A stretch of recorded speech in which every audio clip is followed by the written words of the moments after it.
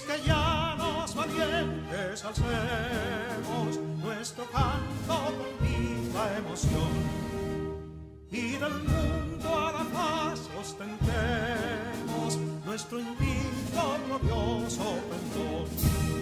Salve el pueblo que intrépido y fuerte a la guerra a morir se lanzó, cuando en bélico reto de muerte sus cadenas de esclavo rompió.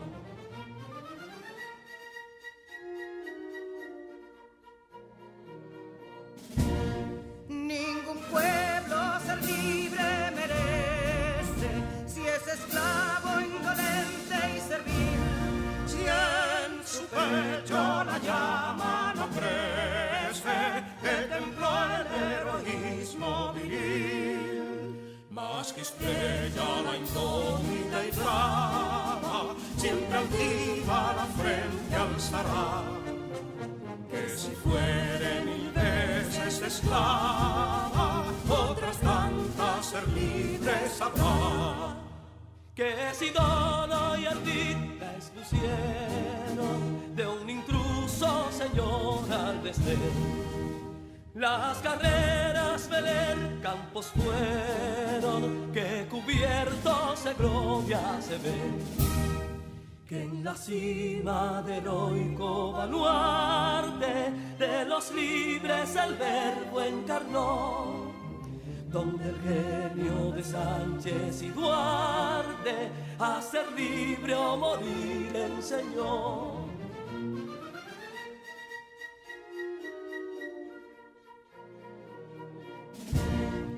Y si pudo inconsulto caudillo de esas glorias el brillo empañar, de la guerra se vio en Capotillo la bandera de fuego ondear. Y el incendio que atónito deja de Castilla al soberbio león, de las playas gloriosas le aleja, donde flota el cruzado pendón. Compatriotas, mostremos erguida nuestra frente orgullosos de hoy más, que Quisqueya será destruida, pero sierva de nuevo jamás. Que santuario de amor cada pecho, do la patria se siente vivir, y es su escudo invencible el derecho, y es su lema ser libre o morir.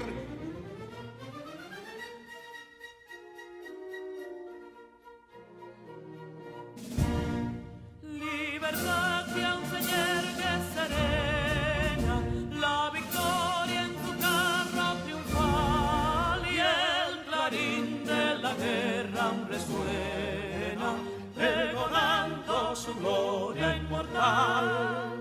Libertad, que los ecos se agiten, mientras llenos de noble ansiedad, nuestros campos de gloria repiten: libertad, libertad, libertad.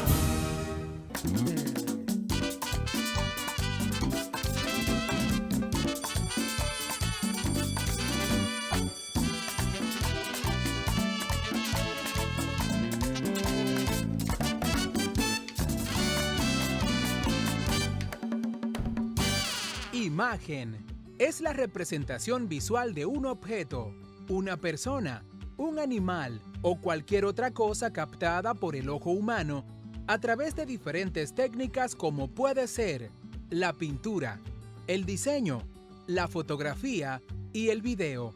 La Real Academia de la Lengua Española define esta palabra como la figura, representación, semejanza y apariencia de algo. A propósito del texto explicativo, vamos a analizar en la clase del día de hoy elementos relacionados con la comunicación y formas de expresión visual. Es decir, que al finalizar esta clase, mi sistema de procesamiento de datos será capaz de identificar formas de expresión distintas a la forma oral hablada y a la escrita. Eso es correcto. Ahora vamos a ver qué tanto saben ustedes sobre este tema, qué tanto sabes, Neurona. Voy a proponerles 3 situaciones comunicativas para que analicemos si hay o no comunicación. En la primera, una profesora le pregunta a sus estudiantes si están viendo la clase por televisión.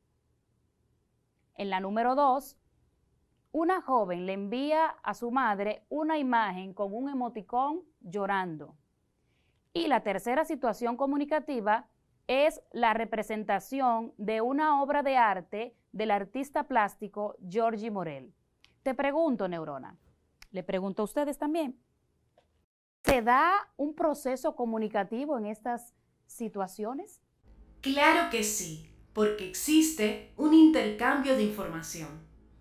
Correcto, eso es clave, la palabra intercambio, porque la comunicación es ese proceso donde intercambiamos información o algún mensaje con la idea de transmitir pensamientos, emociones, ideas y conceptos. Esa palabra que ha dicho Neurona es fundamental y es necesario que la tengamos bien presente. Intercambio, porque en todo proceso comunicativo intervienen 1, 2 o más personas, uno que emite un mensaje y otro que lo recibe. Ahora, vamos a analizar los elementos de la comunicación. Vamos a ver el circuito de la comunicación. En este proceso, que bien dice Neurona, el proceso de intercambio, intervienen los siguientes elementos. El primero, el hablante. El hablante o emisor es quien transmite el mensaje. El oyente o receptor es la persona, el destinatario, quien recibe o a quien va dirigido ese mensaje. Por su parte, el mensaje es la información que se transmite. Asimismo, el canal es el medio físico por el que circula o por donde se transmite esa información o mensaje. El código es el conjunto de signos que se utiliza para elaborar el mensaje. Un ejemplo de un código es el idioma, las lenguas. Nuestro idioma español es un código.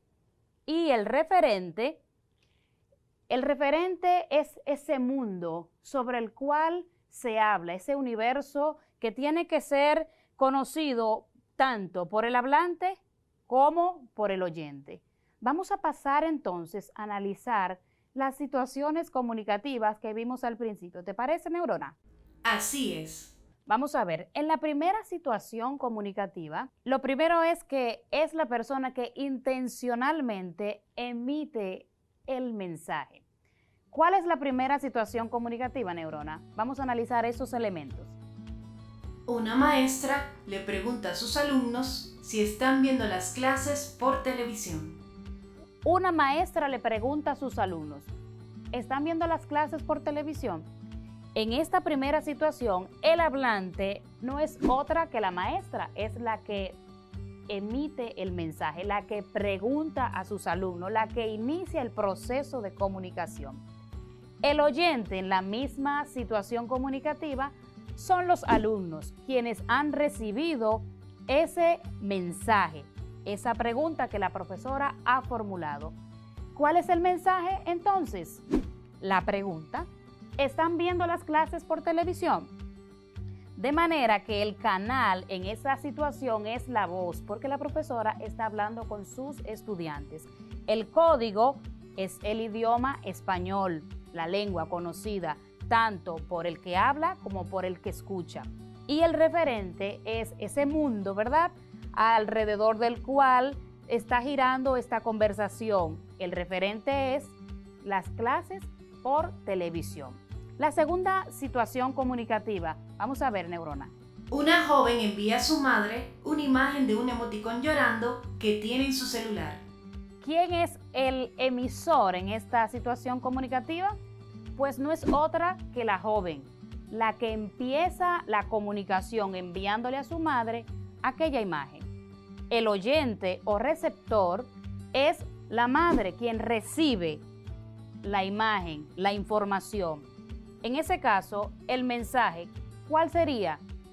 Pues esa imagen que ella ha recibido, donde hay una imagen, un emoticón llorando. El canal es el celular, es el medio físico por el cual ha circulado esta imagen, y el código es la imagen visual.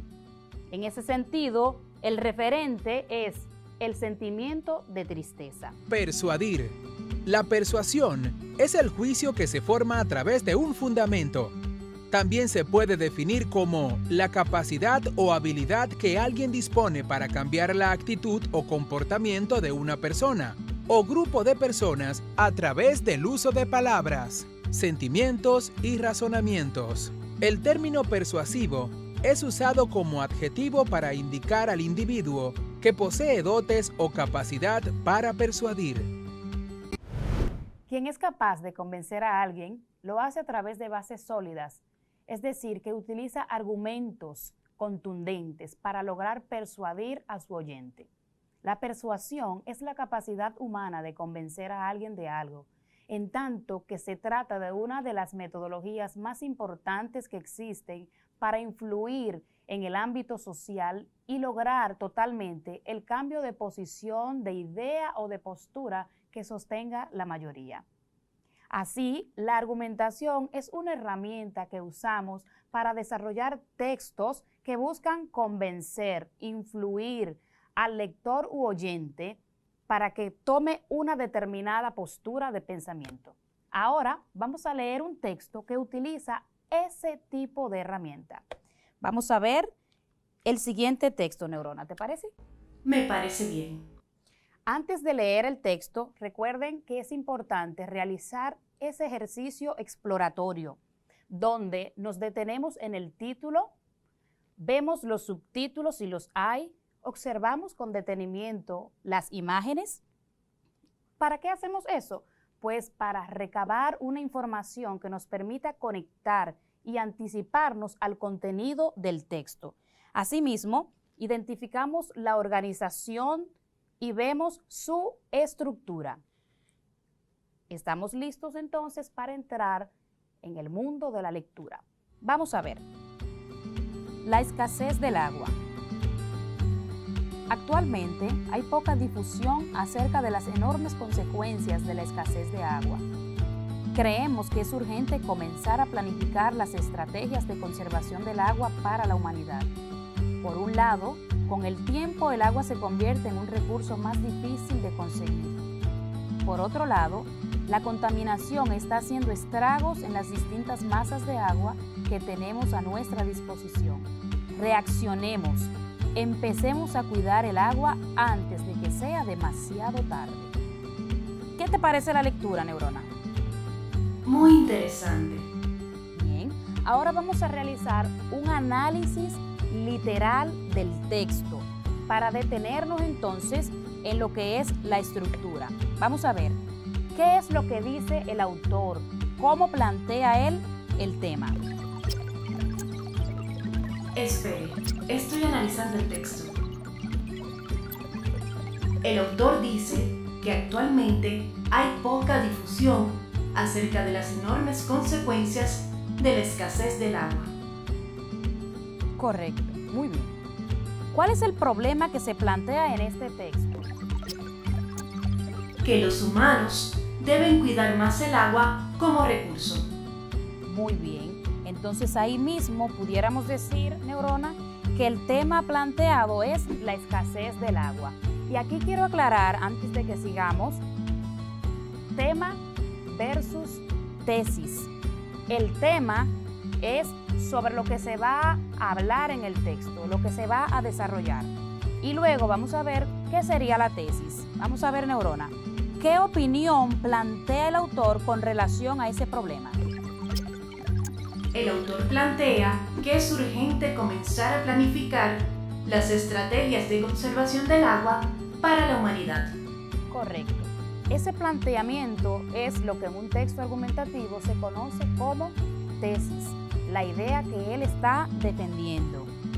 ¿Cuáles son esas ideas ahora o esos planteamientos que el autor usa para defender o apoyar eso que él dijo anteriormente? Un momento, nuevamente estoy analizando.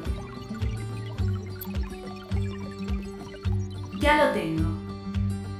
Dice que por un lado, con el tiempo, el agua se convierte en un recurso más difícil de conseguir. Por otro lado, la contaminación está haciendo estragos en las distintas masas de agua que tenemos a nuestra disposición.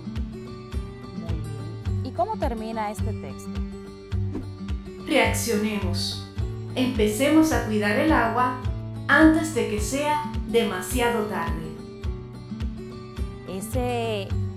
Ese final que acabas de leer es lo que se llama conclusión, donde el autor está replanteando aquello que dijo al principio, aquello que planteó como opinión o tesis.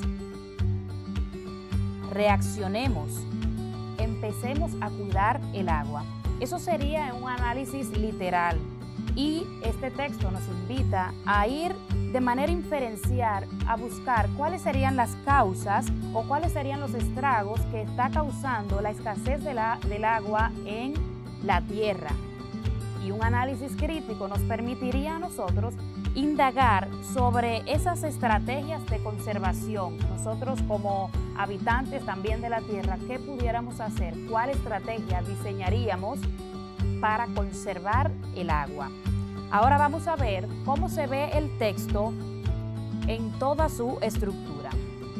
En el primer párrafo, el autor presenta el tema y se identifica con meridiana claridad cuál es la problemática que se va a abordar. Este primer párrafo corresponde a la introducción, seguido de lo cual el autor deja ver cuál es su postura de pensamiento e introduce la idea que está defendiendo. Esta idea que defiende el autor se conoce como tesis, introducida por un verbo de opinión. Creemos que es urgente comenzar a planificar las estrategias de conservación del agua para la humanidad. Su tesis la va a defender con las ideas, como se puede ver ahí en el esquema, las ideas que usa para sostener, apoyar su planteamiento. Esas ideas son llamadas argumentos. Finalmente, en el último párrafo, el autor hace un llamado de atención al lector, apelando tanto a sus emociones como a su razonamiento, con un enunciado que nos invita a pensar en esa tesis propuesta al principio. Como podemos ver, la argumentación es de suma importancia a la hora de comunicar nuestras ideas, defender nuestra postura o, por el contrario, si fuera el caso, refutar la idea de alguien más.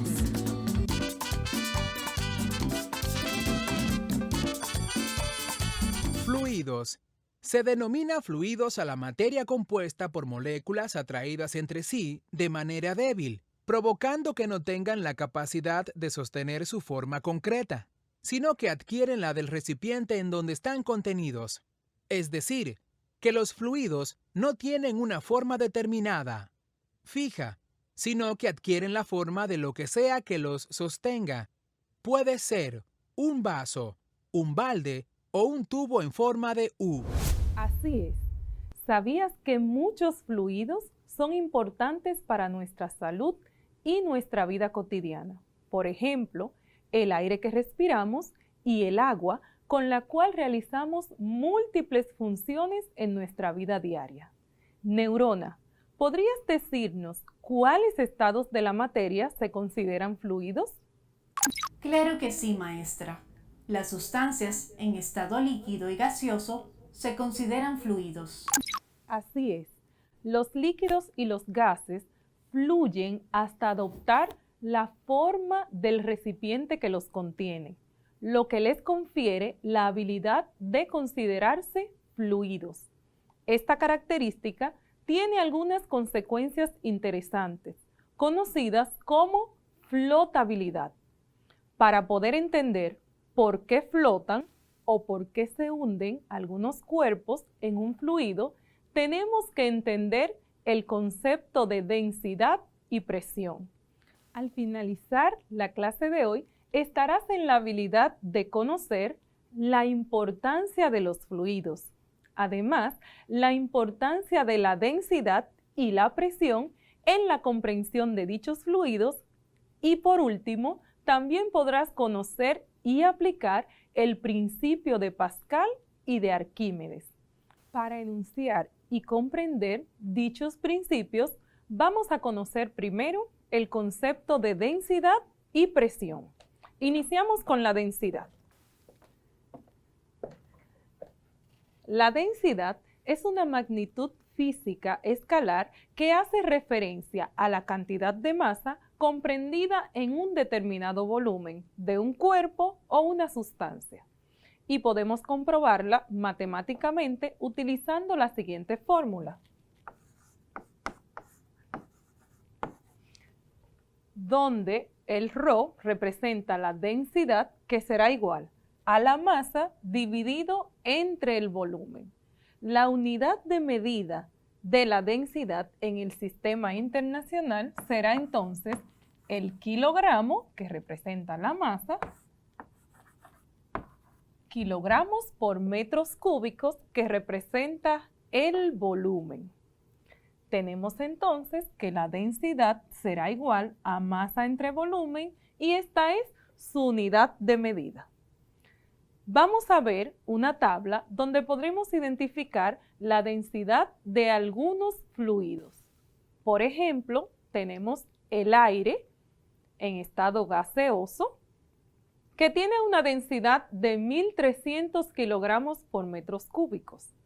El dióxido de carbono en estado gaseoso, su densidad es igual a 2.000 kilogramos por metros cúbicos.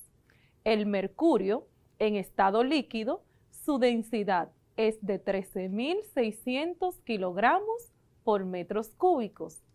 Y el agua en estado líquido tiene una densidad de 1.000 kilogramos por metros cúbicos. Veamos entonces un ejemplo. Una piscina de plástico mide 2 metros de largo, 1.4 metros de ancho y 0.3 metros de profundidad y está llena de agua. ¿Cuál sería entonces su peso? Lo primero es que vamos a calcular el volumen. El volumen será igual a la multiplicación de la altura por la profundidad por la anchura. Tenemos entonces 2 metros por 1.4 metros por 0.3 metros. Neurona, si yo multiplico 2 por 1.4, ¿cuánto da eso? 2.8 metros cuadrados. Muy bien, 2.8 metros cuadrados. Y si lo multiplico entonces por 0.3 metros, ¿cuánto sería? Será igual a 0.84 metros cúbicos. Muy bien, 0.84 metros cúbicos. Metro por metro por metro. Metros cúbicos. Entonces, de acuerdo con la tabla de la densidad de los fluidos que vimos hace unos instantes, ¿cuál es la densidad del agua? La densidad del agua, lo colocaremos por aquí, será igual a 1000 kilogramos por metros cúbicos. Esa es la densidad del agua.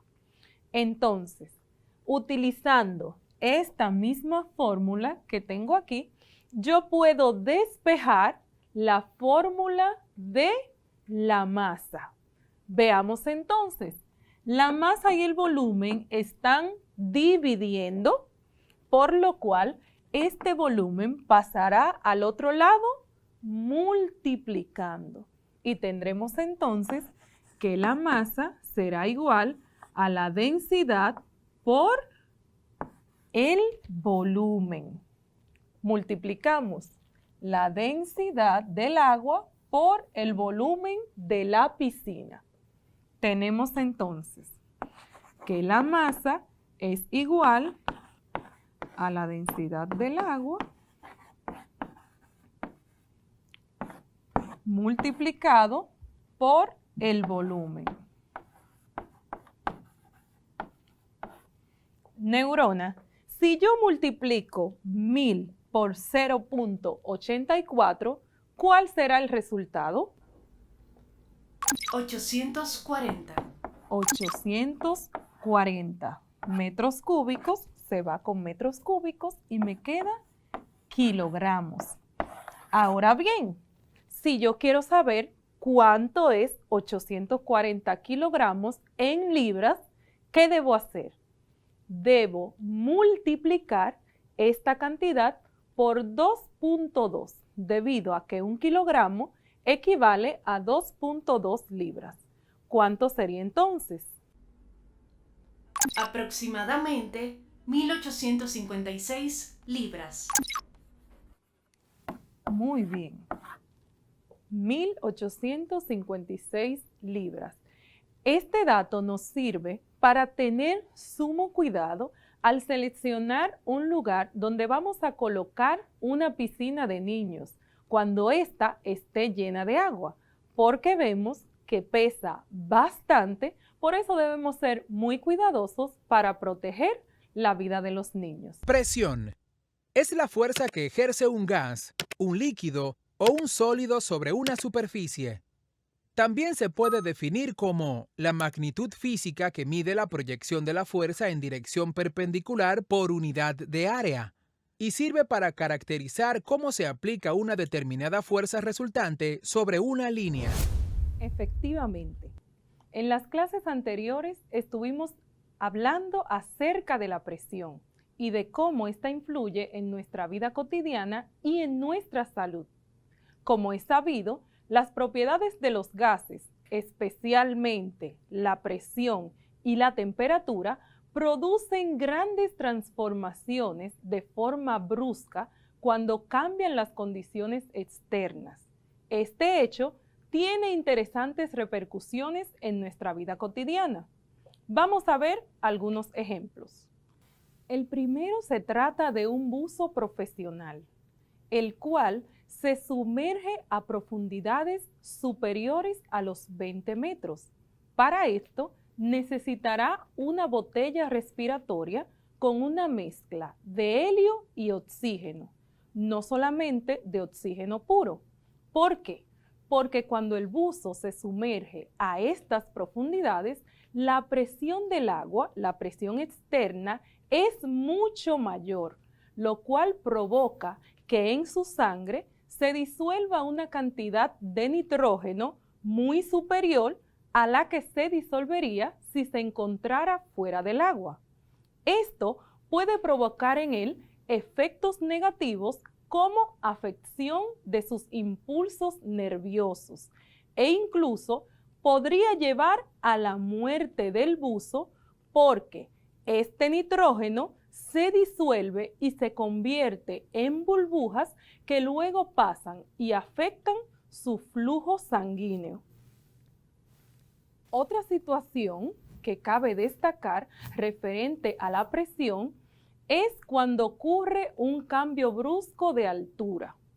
Por ejemplo, un montañero que realiza una ascensión de varios miles de metros sin el debido tiempo de aclimatación o de adaptación, padecerá de un mal conocido como mal de altura, que se caracteriza por la aparición de fuertes dolores de cabeza, además cansancio, también incluso en los casos más extremos puede haber edema pulmonar y cerebral, lo que conocemos como hipoxia.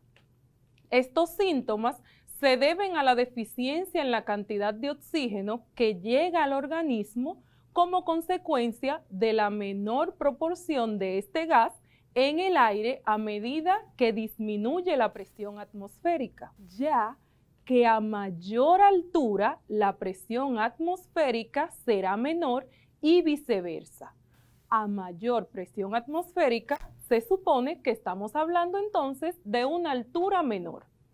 En la clase de hoy trabajaremos con la presión y los fluidos y al finalizar esta clase vas a estar en la capacidad de describir la importancia de la presión en la vida cotidiana, además de conocer las aplicaciones del principio de Pascal en la creación de maquinarias y dispositivos de uso cotidiano y de uso industrial. Ahora bien, la presión tiene que ver con la forma en la cual la fuerza se aplica sobre un objeto. ¿Verdad, Neurona? Así es, maestra. En su definición, interviene la superficie de contacto.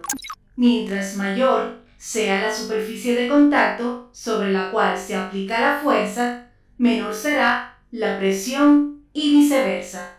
Si la superficie de contacto es pequeña, la presión será mayor. Así es, Neurona. Para comprobarlo, vamos a realizar un experimento. Me encantan los experimentos. A mí también.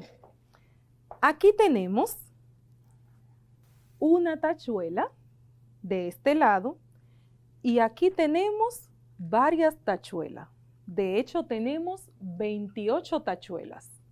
Y también necesitaremos un globo. Veamos qué sucede. Este globo, yo voy a ejercer una fuerza sobre él, pero las tachuelas van a ejercer una presión. Si tengo una sola tachuela, el área será menor, por lo cual la presión va a ser significativamente mayor.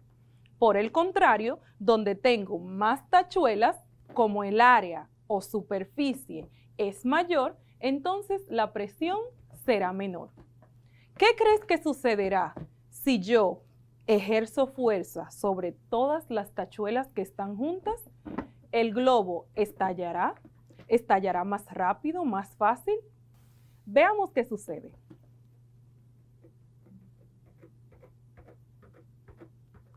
¿Creíste que iba a estallar? Efectivamente, el globo no estalló.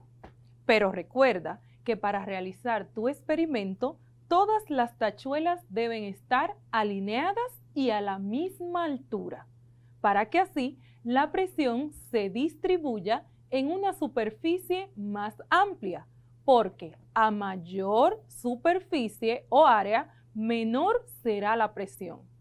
Ahora bien, vamos a ver qué sucede cuando presionamos el globo en contra de una sola tachuela. Aquí, toda la presión está en un área mucho menor. Lo que sucederá es que la presión va a ser mucho mayor. A menor área o superficie, mayor será la presión. ¿Crees entonces que estallará? Descubramos.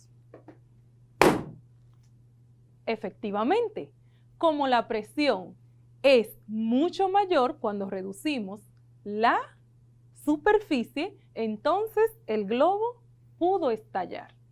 Aquí vemos que a mayor área o superficie, menor será la presión.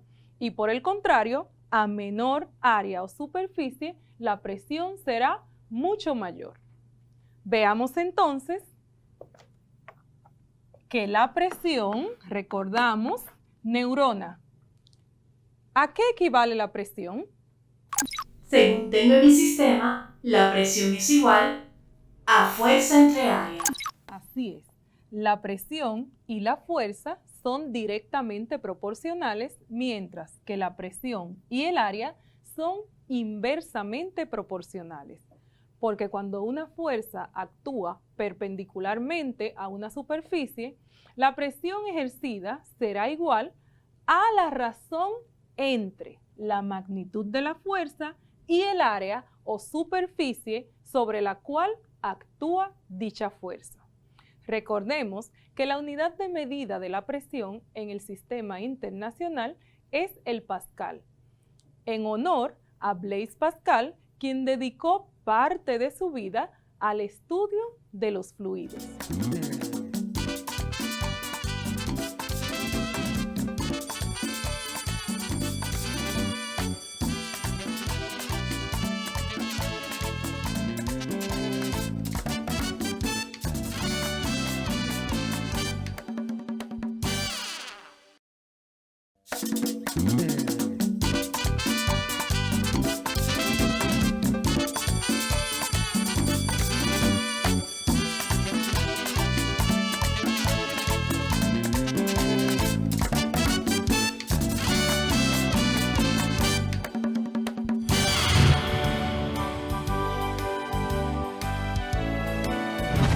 Adjective is a word that modifies a noun or noun phrase or describes its different. Its semantic role is to change information given by the noun. Adjetivo. Adjetivo es una palabra que modifica un sustantivo, sintagma nominal, o describe su referente. Su función semántica es cambiar la información dada por el sustantivo. Very good. Let's start with this vocabulary. Pay attention. Listen carefully. Write and practice. Are you ready, Neuron? Yes, teacher. Okay, let's practice this vocabulary. Let's start. Repeat it. Pay attention. Take notes. Use your notebook and your pencil. Let's start. Loving. Amoroso. Aggressive. Agresivo. Careful. Precavido. Reckless. Temerario. Quick. Rápido. Slow. Lento. Quiet. Callado. Loud. Ruidoso. Okay, let's repeat and underline the ones that you know or you don't know because are new words. Underline the ones that you don't know. Let's repeat again. Take notes. Practice and repeat. Loving. Amoroso. Aggressive. Agresivo. Careful. Precavido. Reckless. Temerario. Quick. Rápido. Slow. Lento. Quiet. Callado. Loud. Ruidoso. Very good. You see, that is easy. Practice. Now we are going to watch a flashcards. A flashcard with some image. So we have an animal, an adjective that describe some quality. Are you ready, Neuron? Yes, I'm ready. At home, are you ready? Let's start. Loving. Dog. Aggressive. Shark. Careful. Cat. Reckless. Monkey. Quick. Rabbit. Very good.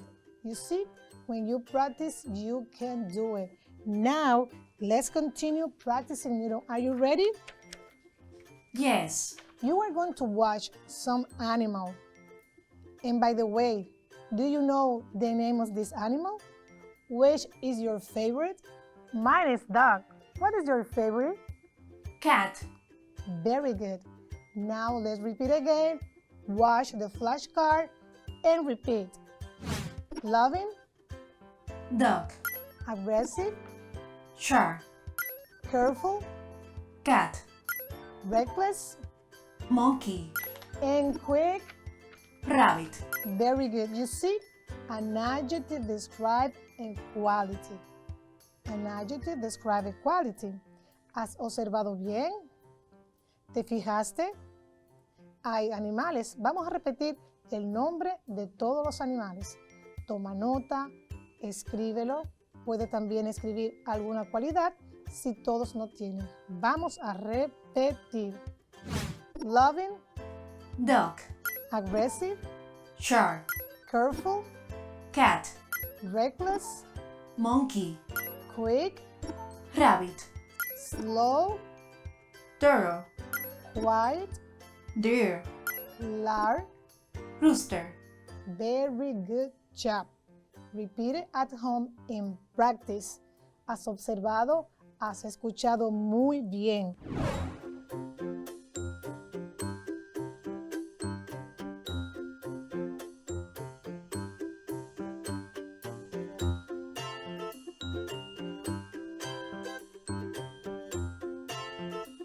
Personality is the characteristic patterns of thoughts, feelings, and behaviors that make a person unique.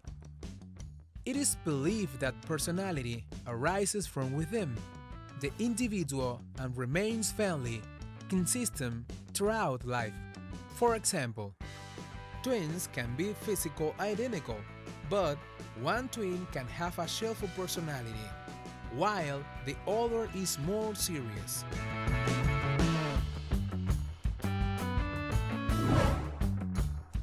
Personalidad son los patrones característicos de pensamientos, sentimientos y comportamientos que hacen que una persona sea única.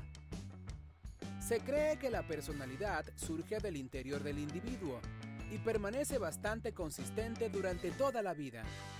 Por ejemplo, los gemelos pueden ser físicamente idénticos, pero uno de ellos puede tener una personalidad alegre, mientras que el otro es más serio.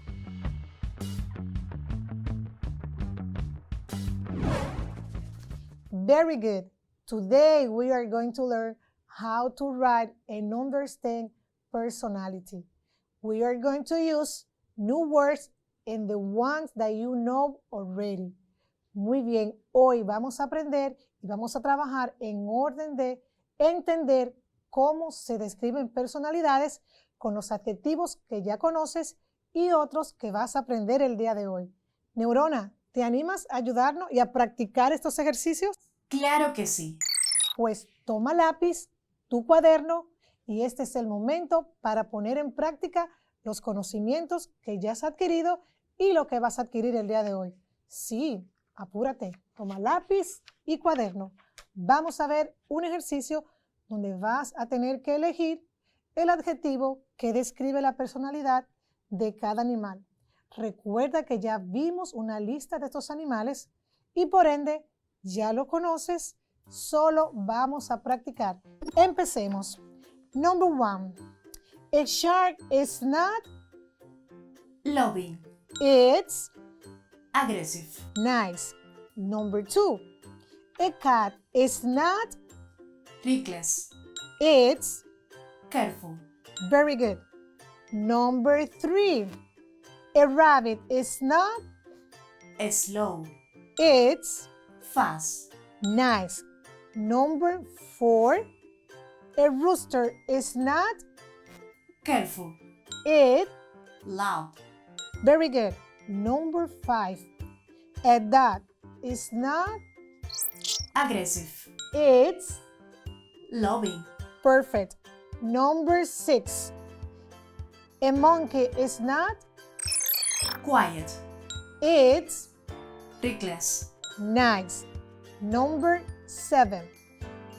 A turtle is not Loving. It's Slow. and the number 8 and the last one is a deer is not Loud. It's Quiet. very good. Let's repeat it. Take note. Sí, toma lápiz, cuaderno, toma nota. Vamos a repetir otra vez. A shark is not loving, it's aggressive. Number 2. A cat is not reckless, it's careful. Number 3. A rabbit is not slow, it's fast.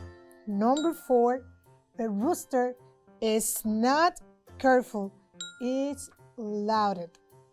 Number 5, a dog is not aggressive, it's loving. Number 6, a monkey is not quiet, it's reckless. Number 7, a turtle is not loving, it's slow. And the last one, a deer is not loud, it's quiet. Very good. Acheter, c'est obtenir, acquérir quelque chose, un bien ou un droit au moyen d'une transaction financière. Comprar es adquirir, obtener algo, un bien o un derecho por medio de una transacción financiera. Ahora, observa la imagen y nombra el establecimiento que representa. Número 1. ¿Está viendo la imagen? Unas sillas, mesas. Se puede comer el postre. Une glacerie.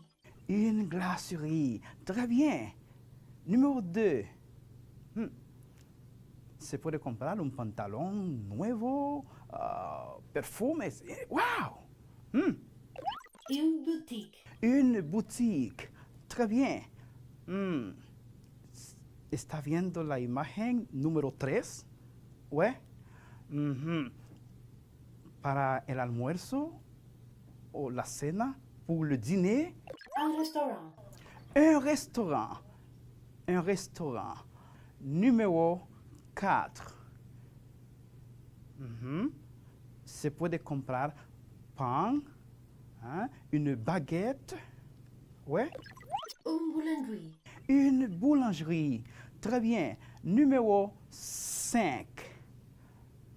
Para comprar la medicina, los medicamentos para la gripe. Une pharmacie. Une pharmacie. Número 6.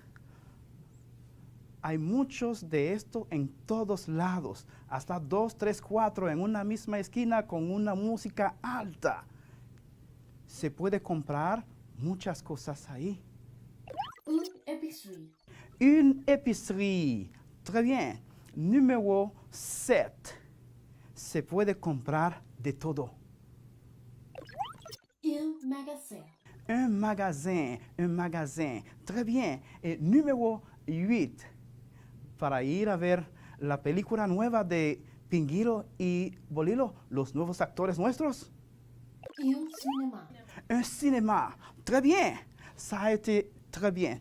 Ahora que tú has aprendido estos espacios, estos establecimientos en tu ciudad, te podrás ubicar más fácilmente en francés. Dans mon quartier, il y a des centres commerciaux très intéressants où je peux acheter et me promener avec ma famille. J'adore aller au glacier pour manger de la glace. Il y a des boutiques, des magasins, des pharmacies et des épiceries. Parfois, ma famille et moi, nous allons au restaurant pour déjeuner ou dîner ensemble. Il y a aussi une boulangerie où nous achetons du pain pour le petit déjeuner, mais il n'y a pas de cinéma près de chez moi. Mon quartier est génial. ¿Ya has ubicado los nombres de establecimientos que aparecen en el texto? Oui, professeur. Centre commercial. Centres commerciaux. Glacier. Glacier. Boutique. Des boutiques. Magasin. Magasin. Pharmacie. Pharmacie. Épicerie. Épicerie. Un restaurant. Restaurant. Très bien. Profesor, también aparecen las expresiones il y a, que quiere decir hay, Il n'y a pas, que quiere decir no hay. Exactement, Nuon. Il y a, hay, il n'y a pas, no hay. Maintenant, tu vas compléter les phrases suivantes avec le nom de l'établissement correspondant. Ahora vas a completar las oraciones siguientes con el nombre del establecimiento que corresponde. Escucha con atención, por favor. Pour acheter du pain, je vais à la... Exactement. Pour acheter du pain, je vais à la boulangerie. Pour manger de la glace avec ma famille, nous allons à la... Très bien, nous allons à la glacerie. J'achète les médicaments à la pharmacie. J'achète les médicaments à la pharmacie. Je regarde mon film préféré au cinéma. Très bien. Ma sœur veut acheter une belle robe. Elle va à la boutique. Ma sœur veut acheter une belle robe. Elle doit aller à la boutique. Très bien. Préposition. Une préposition, c'est un mot invariable qui relie deux mots ou peut-être un groupe de mots en formant un lien logique. Il existe aussi la préposition de lieu qui sert à exprimer une situation particulière dans l'espace, répondant à la question « où » pour dire où est situé un objet, une personne ou un animal. Preposición. Es una palabra invariable que conecta dos palabras o un grupo de palabras formando un enlace lógico. También existe la preposición de lugar que expresa una situación particular en el espacio, respondiendo a la pregunta ¿dónde? E indicar la ubicación de un objeto, una persona o un animal. Muy bien. Te acordaste de muchas cosas de lo que aprendimos en la clase anterior. Ahora, quiero que repitas este vocabulario después de mí, por favor. En esta parte vamos a aprender unas preposiciones de lugar. También las llamamos locución preposicional. ¿Ah? Preposición de lieu, locución preposicional. Frases prepositivas. Porque cuando tiene dos o tres palabras juntas en la preposición, decimos locución preposicional. Près de. Près de. Loin de. Loin de. À côté de. À côté de. En face de. En face de. À droite de. À droite de. À gauche de. À gauche de. Derrière. Derrière. Devant. Devant. Sur. Sur. Sur. Sur. Sous. Sous. Très bien. Ahora vamos a leer estas preposiciones acompañadas de su interpretación o traducción al español. Tu atención, por favor. Près de. Cerca de. Loin de.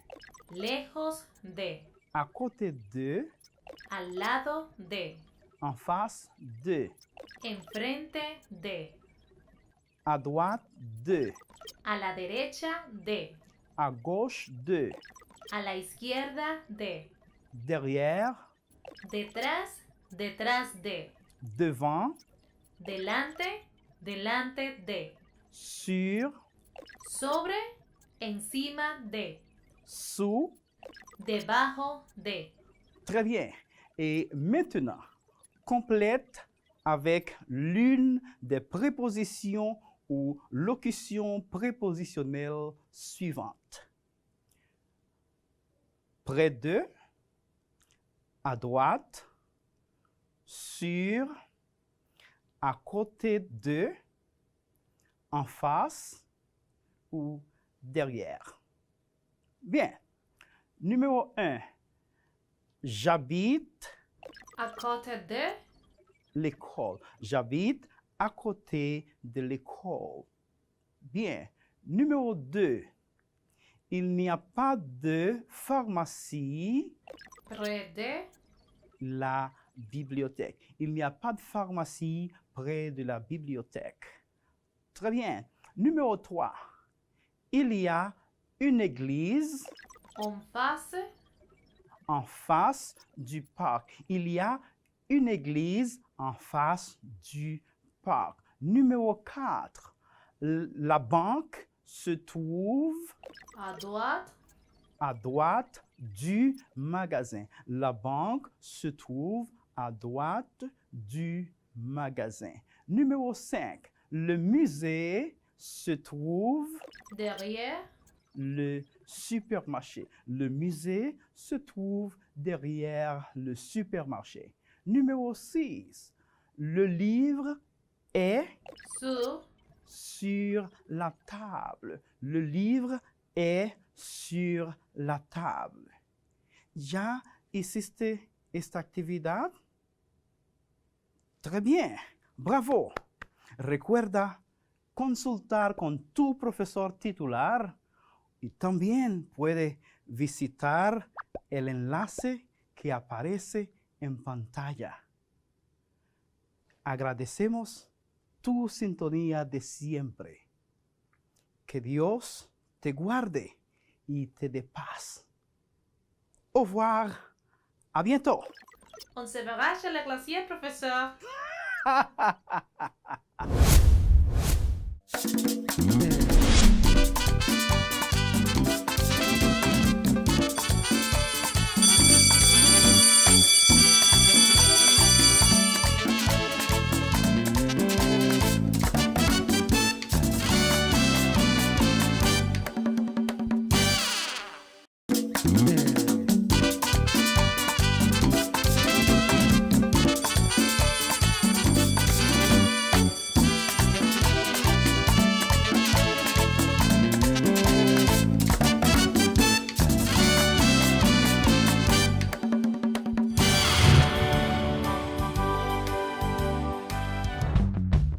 Problema.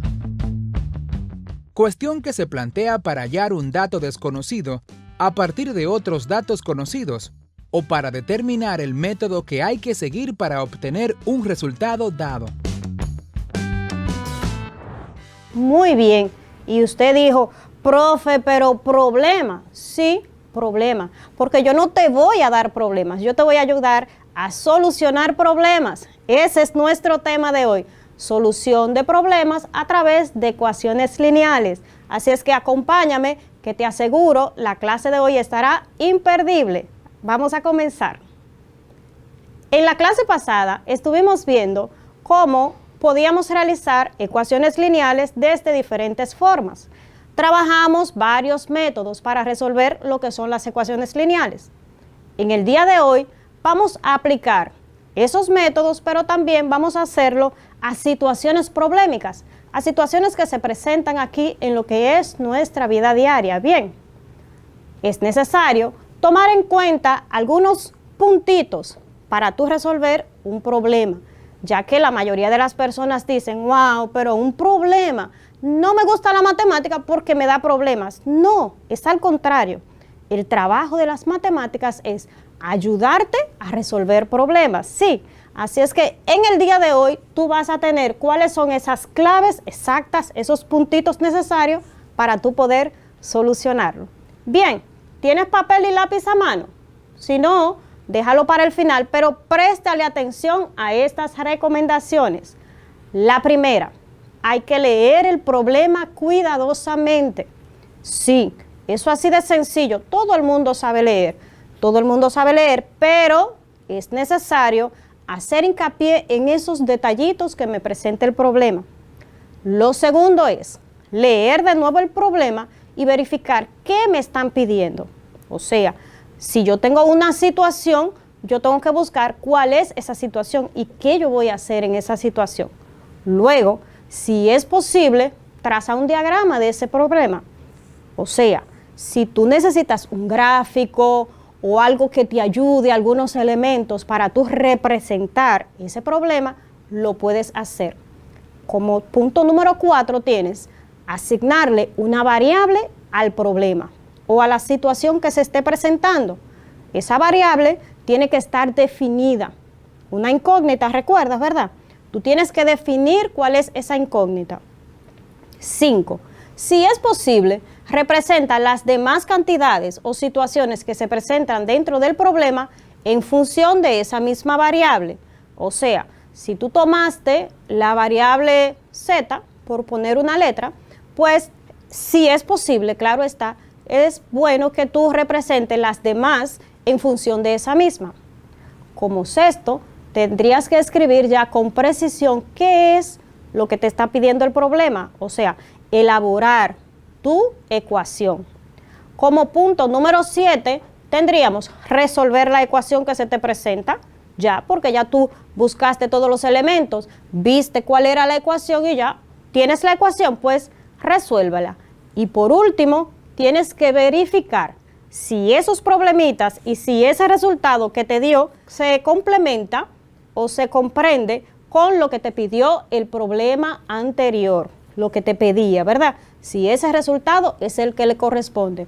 Con estos pasos se escuchan mucho, pero es porque están así divididos pasito por pasito para que tú en casa lo puedas entender y lo puedas aplicar.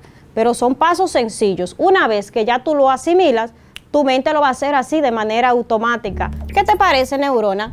Muy clara información, profesora. ¿Qué te parece? ¿Estás lista? Estoy lista. Sí, y en casa están listos también. Nuestro primer jueguito dice: un hombre está en su auto, ¿cierto? Y ve 3 puertas, una de bronce, una de plata y una dorada. ¿Qué puerta debería abrir primero? Sencillo, ¿verdad? Te voy a dar 5 segunditos y tú me vas a responder. Un hombre está en su auto y ve 3 puertas, una de bronce, una de plata y una dorada. ¿Qué puerta tiene que abrir primero?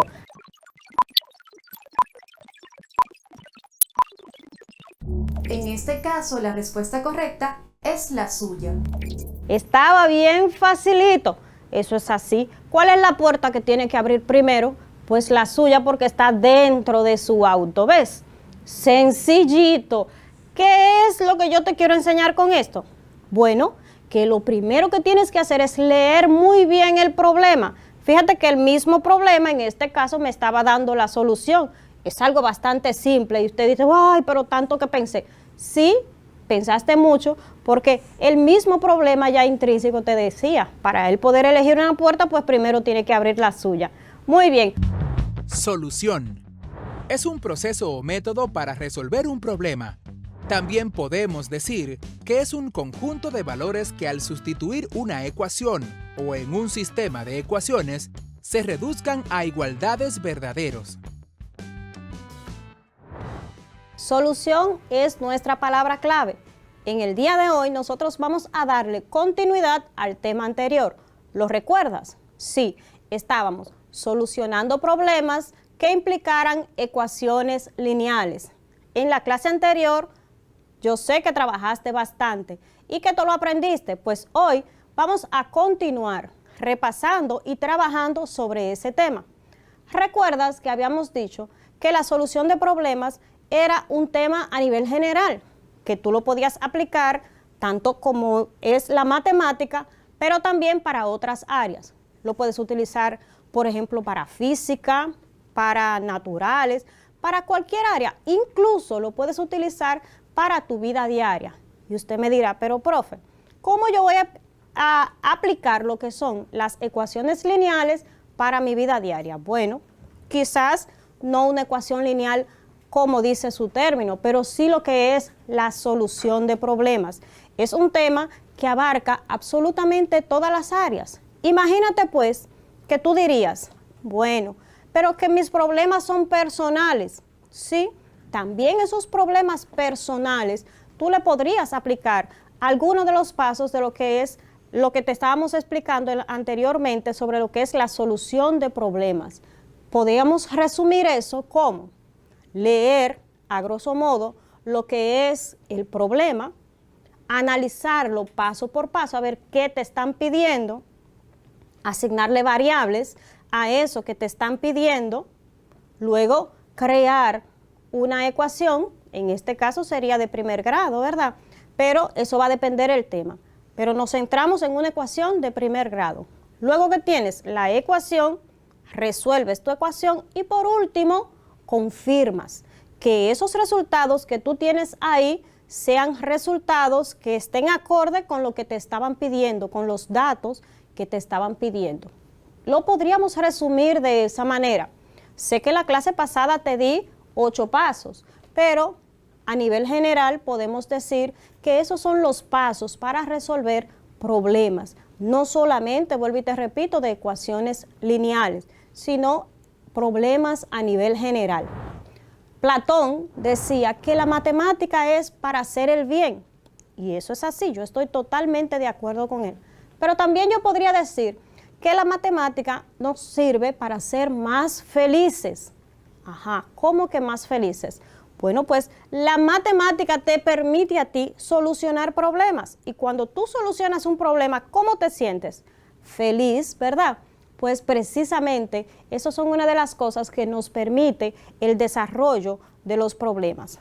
Es una competencia que podemos ir desarrollando en todo lo que es nuestra vida, a lo largo de nuestra vida. Mientras más los vas desarrollando, pues vas a tener competencias en este tema. Bien, es algo bastante sencillo y fácil, ¿verdad que sí, Neurona? Así es, profesora. Tienes 5 hijas. Se llaman Lala, Lela, Lila, Lola. ¿Cuál es el nombre de la quinta hija? Tienes 5 segundos para contestar a partir de ahora. Bien, comenzamos.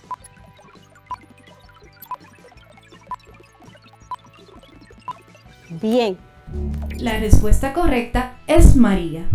Recuerda que uno de los pasos principales es la lectura del problema.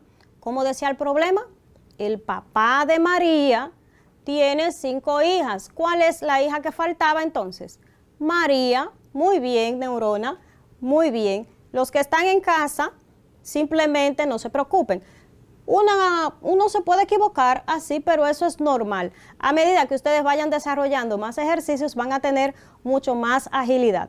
Vamos a hacer la siguiente actividad. ¿Estamos listos, Neurona? Estoy lista. Nos dice, asocia a cada enunciado con su ecuación. Te voy a dar 2 columnas. En una columna estarán las ecuaciones, en la otra columna estarán los enunciados. ¿Qué vas a hacer? Fácil. Te voy a leer el enunciado y me vas a decir cuál es la ecuación que le corresponde. ¿Estás lista, Neurona? Estoy lista. Pues iniciamos. La primera nos dice, el triple de un número menos su tercera parte es 120.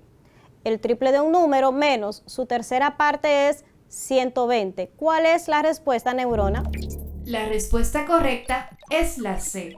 3x menos x sobre 3 es igual a 120. Bien, vamos a ver la siguiente. Un número más su doble es igual a 120. Un número más su doble es igual a 120. ¿Cuál sería la respuesta correcta? Espere, estoy analizando. La respuesta correcta es la A. X más 2x es igual a 120. Bien, Ahora tenemos la tercera y última parte de este ejercicio que nos dice un número multiplicado por 5, restándole 5 y va a ser igual a 120.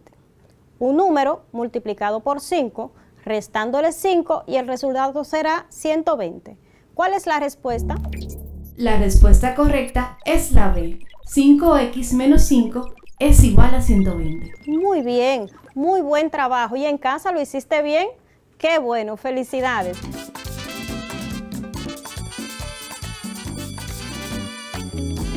Política es la actividad del ciudadano cuando interviene en los asuntos públicos, con su opinión, con su voto o de cualquier otro modo.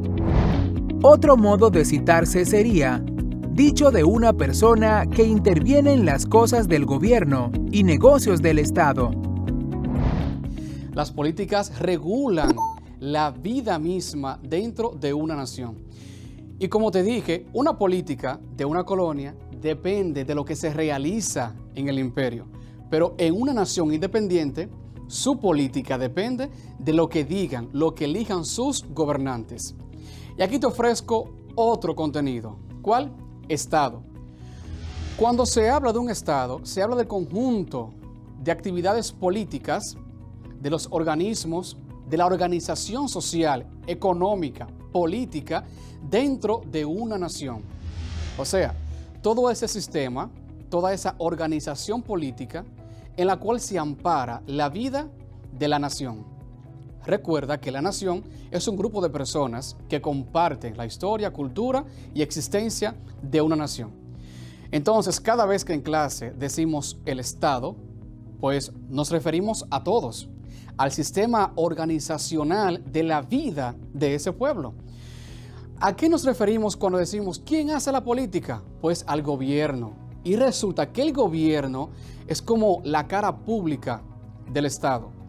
El gobierno es quien tiene la responsabilidad eminente de llevar a buena cabalidad las políticas de un Estado que se ejecutan dentro de una nación.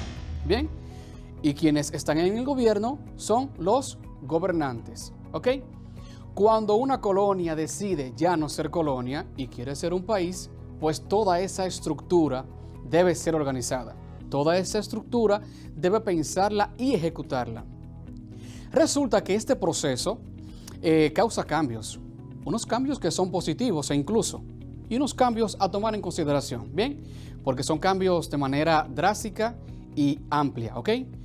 Uno de esos cambios es el efecto migratorio. En una clase anterior, en otra unidad, hablamos de migración como el desplazamiento geográfico de una comunidad o persona, de un punto hacia otro punto. Pues sucede que en ese proceso de conquista de un imperio hacia una colonia, se da el proceso migratorio, se da el proceso de desplazamiento geográfico de un punto A a un punto B, ¿ok? Y viceversa. Cuando la colonia decide y opta por ya no ser colonia, sino que decide ser un país, una nación, pues también se da el efecto migratorio. ¿Por qué? Porque quienes conquistaron tienen que irse porque ya son independientes. Y el otro punto es que en ese proceso hay quienes están sometidos y deciden marcharse. Ese proceso migratorio altera la población, altera la nación y la vida misma interna, ¿ok? Y son diferentes las cuestiones que influyen sobre esto. En base a esto tenemos un texto que vamos a compartir, eminentemente para conocer las tendencias referente a los procesos migratorios y el efecto y la pertinencia que tiene esto dentro del tema que estamos trabajando. Por eso te ofrezco la siguiente lectura de un texto muy interesante. Dicho sea de paso, ese texto ha sido tomado de una revista científica. La revista es Scielo, S-C-I-E-L-O, Scielo.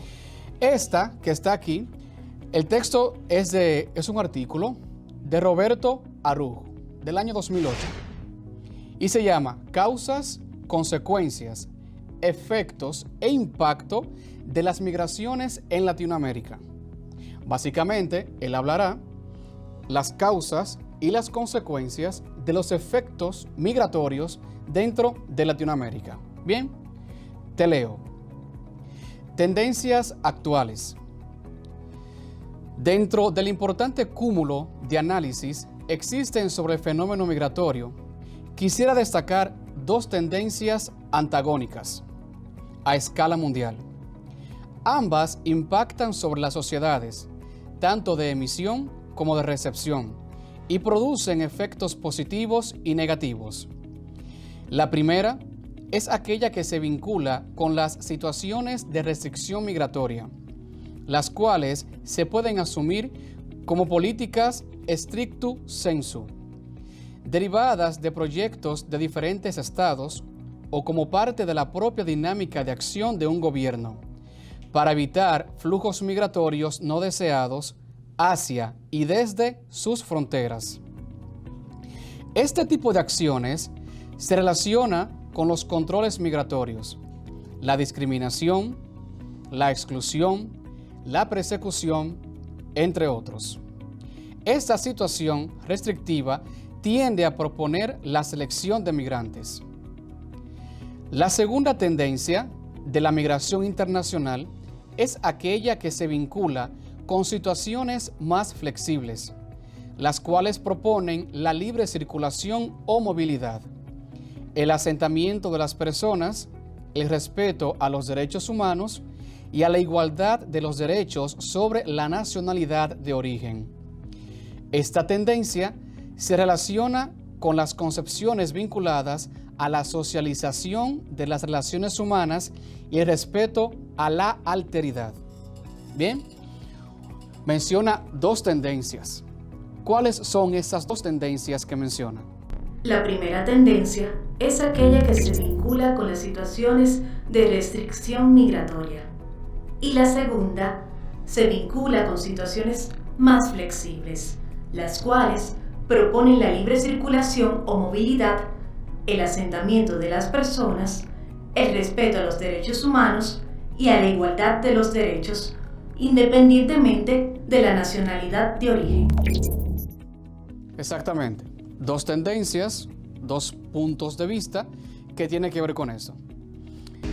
Nacionalidad es el vínculo jurídico de una persona con un Estado, que le atribuye la condición de ciudadano de ese Estado en función del lugar en que ha nacido, de la nacionalidad de sus padres o del hecho de habérsele concedido la naturalización. También se podría decir que es la comunidad autónoma de la que, en su estatuto, se le reconoce una especial identidad histórica y cultural. En esta clase vamos a profundizar lo que es el imperio y asimismo iremos haciendo un resumen sobre los contenidos que ya hemos trabajado. Y fíjate, cuando viste la nacionalidad, cuando viste esta definición, se habla de la vinculación que tiene una persona con el Estado. La persona, el individuo, es un ciudadano. Y recuerda bien, todo ciudadano debe cumplir con los deberes propios del Estado. Y en la clase hablamos que un Estado es una organización, un modo de organizar la economía, la política y las leyes normativas de ese país, ¿ok? Y cuando hablamos de una nación, hablamos de un grupo de personas que comparte un aspecto histórico, un aspecto cultural, de costumbre e incluso hasta religioso. Un grupo de personas de una etnia X. Por eso, cuando se adquiere la nacionalidad, ya decimos, somos dominicanos. Si un extranjero llega acá y desea ser ciudadano, luego que hace el proceso, adquiere la nacionalidad. Esa adquisición es la vinculación que hay entre esa persona y el Estado. Entonces, de ese modo, inmediatamente debe cumplir con todos los deberes y también él tiene unos derechos dentro de esa nación. Y decíamos que el gobierno es el representante. El gobierno es el responsable de administrar y de llevar a buena cabalidad las normas y los compromisos con cada ciudadano. Resulta que esa estructura de organización política se da ahora. Sabes bien que en la historia no siempre fue así. Ahora, por el sistema democrático en el que tenemos, cada ciudadano, todo aquel que adquiere la nacionalidad, es quien goza de ese derecho de elegir al gobernante, de elegir a aquel que será su representante. Pero ¿qué resulta? Que sabes bien que cuando una colonia aún es colonia, no goza de esos derechos. Por lo tanto, la colonia simplemente será una nación, un grupo de personas que comparte historia, cultura, costumbre, pero no tienen los deberes y derechos de la potencia que le conquista. ¿Por qué? Porque eminentemente dependen de ellos. Y sabes bien que en el proceso de la historia, las colonias estaban debajo. Por eso la cuestión de la hegemonía, una supremacía de poder por encima de la cultura de ese pueblo. Entonces, de este modo nos damos cuenta que hay un asunto de identidad, que aquel territorio que es una colonia puede tener una costumbre X, así como tú conoces la costumbre que tuvieron acá los taínos. Pero de momento, cuando llega la potencia acá y conquista esta nación o cualquier otra nación de Latinoamérica, resulta que esa costumbre cambia eminentemente, radicalmente cambia. ¿Por qué? Porque ya deben de asumir aquello que es impuesto por la potencia que llega y le conquista. Esto pasa con el imperio. Por eso cuando se habla de imperio, se habla de una expansión, una dominación de territorio extranjero. El imperio eminentemente también se cataloga como un espacio geográfico donde habita un grupo de personas que tiene la característica de ser multireligioso, multicultural e incluso hablan diferentes lenguas, diferentes idiomas. ¿Por qué? Fácil, el imperio es una potencia X. Esa potencia realiza la tarea de conquistar nuevos territorios. Y cada territorio, como te dije, tiene una cultura. Y llega un punto que si la potencia conquista 15 territorios nuevos, tendrá fácilmente 15 culturas diversas. Por eso el aspecto multicultural. Y también la religión, multireligioso. Pero llega un punto que el imperio no solamente conquista la parte física, sino que conquista la parte económica y le cambia el modo de producción, el modo de vivir a ese territorio, a esos habitantes, a esa nación, a ese grupo de personas. Y por encima de eso, luego le cambian las políticas, las leyes, las normas, el modo de ser de ese territorio. Y es así que el imperio entonces toma una homogeneidad, o sea, una cuestión igualitaria. ¿Qué? Que la colonia ahora debe ser como es la potencia. En su momento, muchas de esas colonias, bajo el amparo de la potencia, eran esclavizadas y debían de cumplir con normas y costumbres propias de las potencias. Son cuestiones que se dieron en la historia. Y fíjate, en un punto de la historia, esas naciones decidieron ya no ser colonias, decidieron descolonizarse, dar un paso y decir, ya es suficiente, es tiempo de que nosotros tengamos la cultura nuestra, una economía propia, una autonomía, una autodeterminación. Y varios países, aparte del nuestro, incluso antes del nuestro, fueron varios los países de Latinoamérica que alcanzaron su independencia.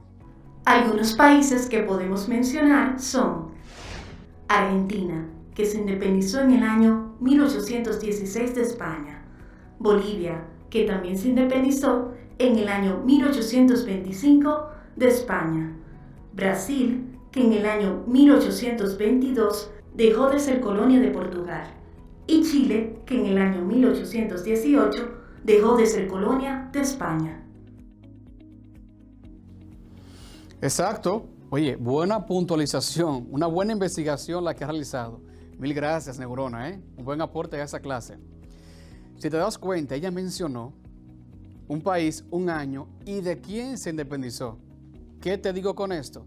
Que fueron varias las potencias que conquistaron nuevos territorios. No necesariamente eran imperios, así como el imperio bizantino, el imperio romano o carolingio, no necesariamente como esos, pero sí eran potencias mundiales en su momento. Entonces, ya sabes bien que no todos los países de Latinoamérica se independizaron de la misma potencia. Portugal fue una potencia que conquistó, Francia, España. Por eso es que ahora nosotros tenemos un idioma distinto. Por eso la República de Haití tiene un idioma diverso al nuestro, aún estando nosotros en la misma isla. Porque fuimos conquistados, ¿por qué?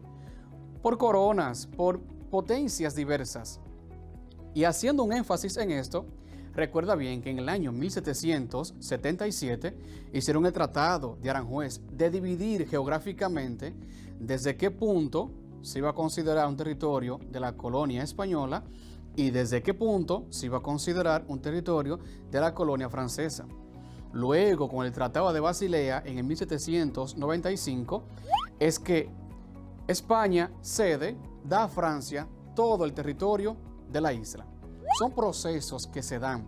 Y fíjate, Gran Bretaña, en su momento una colonia, una potencia muy fuerte, pues conquistó muchos territorios del ultramar. Y uno de ellos, de ese lado, fue Estados Unidos.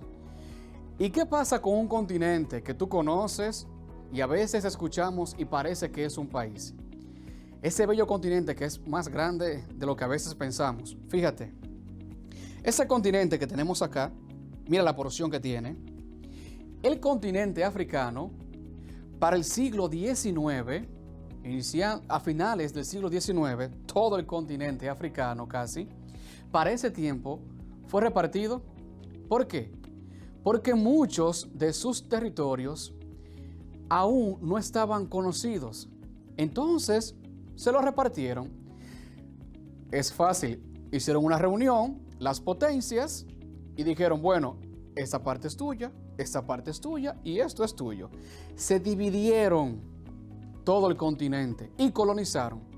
Por eso, si investigas la independencia de muchos países, el proceso de descolonización de muchos países africanos, te darás cuenta que las fechas son recientes. Unas fechas que tú dirás, wow, pero tan cercanas. Sí, porque alcanzaron su independencia de manera, digamos, tardía. Porque en su momento esas potencias se dividieron el territorio. Te invito a que visites la página en pantalla para continuar profundizando en este tema.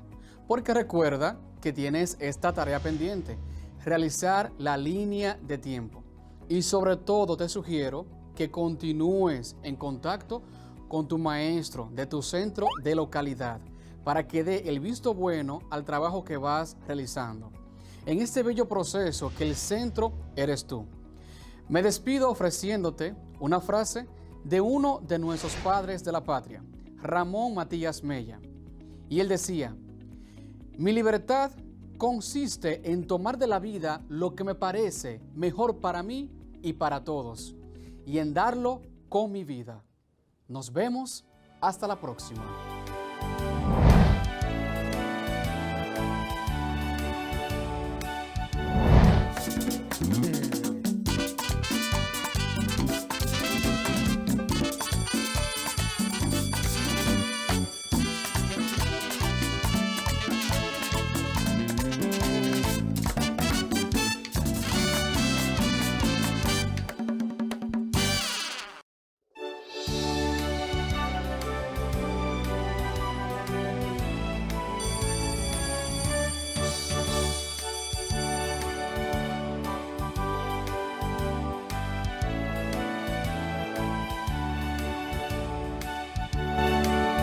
Después de haber resumido todas las clases de esta semana, practica, practica y practica. Esto te garantizará la experiencia. Asegúrate de entender todo lo que has escrito. De no ser así, recurre a tu profesor titular que está en la escuela para que te apoye y te explique nueva vez. Recuerda, si te involucras, no lo olvidas. Hasta la próxima. Tú lo sabes, y yo también. Son muchas las cosas que tocamos cada día que están cargados de microbios y otras microbacterias. Tu teléfono móvil, el dinero, y por consiguiente los monederos, el control remoto de la televisión, el carrito de compras del supermercado, la esponja de lavar los platos, el interruptor de la luz, las llaves del carro, el volante, los puños de la bicicleta, los pasamanos de las escaleras, los paneles de control de los ascensores, espejuelos, llavines o cerraduras, lavadoras, dispensadores de jabón, bolígrafos, las mascotas y muchísimas otras cosas más. Todos contienen un gran número de virus, bacterias, hongos y parásitos. Y entonces, ¿qué puedo hacer? Sencillo, lávate bien las manos por un espacio no menor de 20 segundos y esto puede eliminar alrededor del 90% de microorganismos perjudiciales para la salud. Tú lo sabes y yo también. Cuidemos nuestra salud y la de nuestros seres queridos.